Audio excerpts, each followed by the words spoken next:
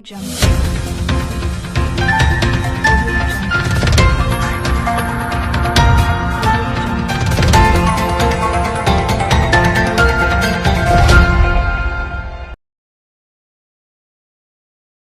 News കാലാവസ്ഥാ വാർത്തയിലേക്ക് സ്വാഗതം.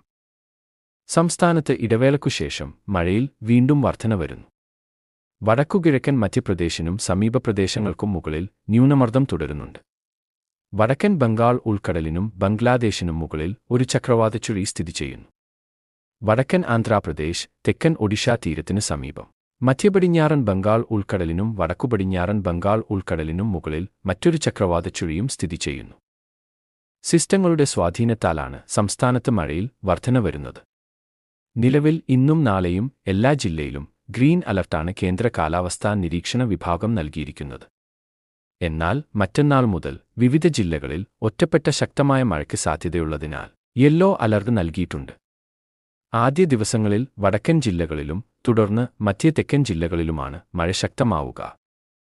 കാലാവസ്ഥാ വാർത്തകൾ കൃത്യമായി ലഭിക്കാൻ ചാനൽ സബ്സ്ക്രൈബ് ചെയ്യുക. നന്ദി.